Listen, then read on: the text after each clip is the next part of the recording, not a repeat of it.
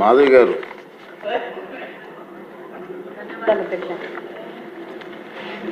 ధన్యవాదాలు అధ్యక్ష.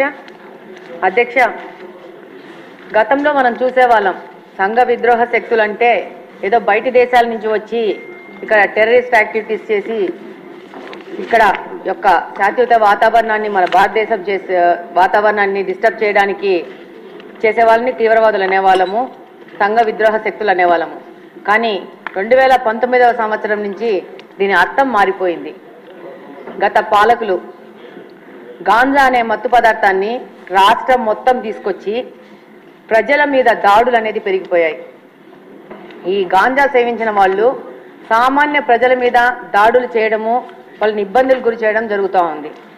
అధ్యక్ష, ఒకప్పుడు గాంజా అనేది పెద్ద పెద్ద నగరాలకి, పెద్ద పెద్ద సిటీస్కి మాత్రమే పరిమితమయ్యేది ఉంది. ఆ సిటీస్లోనే పబ్బులలో, రెస్టారెంట్లో అవైలబుల్ ఉంది. ఇప్పుడు గాంజా అనేది చిన్న మండల స్థాయికి, గ్రామ స్థాయికి చేరుకోవడం జరిగింది. ఇప్పుడు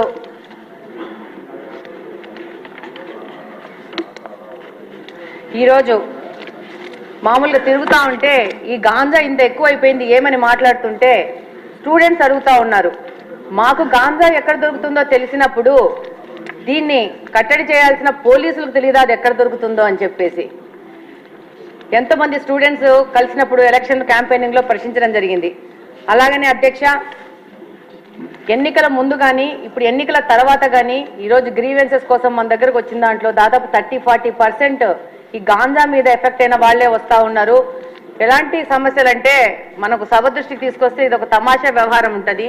పిల్లాడు గాంజాకి అడిక్ట్ అయ్యాడని చెప్పేసి దాంట్లో నుంచి బయటికి తీసుకురావడానికి ఏవో మాయలు మంత్రాలు అని చెప్పేసి ఎవరో సాముల్ని మీద ఆధారపడి వాళ్ళు వచ్చి వాళ్ళ ఇంట్లో ఉన్న బంగారం అంతా చూసి వీడు గాంజా మీద ఎఫెక్ట్ అవుతున్నాడు ఈ అబ్బాయి అని చెప్తే వాళ్ళు ఆ బంగారంతా దొంగతనం చేసుకుని వెళ్ళిపోతే ఆ కేసు ఇప్పటికీ కడపలో 2 టౌన్ పోలీస్ స్టేషన్లో FIR రిజిస్టర్ అయ్యింది. నిన్న 1 వీక్ బ్యాక్ కూడా సదరు మహిళ వచ్చి నాది ఏదో సమస్య తీర్చండి అని చెప్పింది. అంటే దాదాపు సామాన్య ప్రజలు ఈ గాంజా వల్ల ఎంత ఎఫెక్ట్ అయ్యారంటే అసలు ఈ 5 సంవత్సరాల్లో మిగతా సమస్యలు ఒక ఎత్తు అయితే గాంజా సమస్య అనేది ఇంకొక పెద్ద ఎత్తుకు చేరుకోయింది.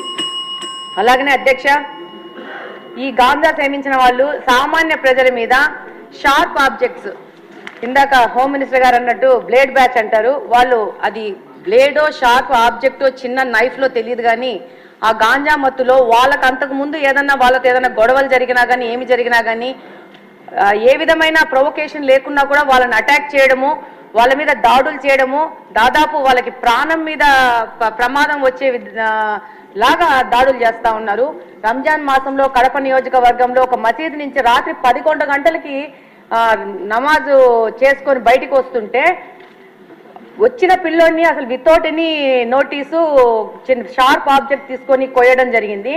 అబ్బాయికి దాదాపు రిప్స్లో దాదాపు 3-4 ఇంచెస్ లోపలికి వెళ్ళి హైదరాబాద్ అపోలోకి తీసుకొచ్చి దాదాపు 20 రోజులు పెట్టి దాదాపు 5-6 లక్షలు ఖర్చు అయిందని కూడా చెప్పారు. చెప్తున్నాను.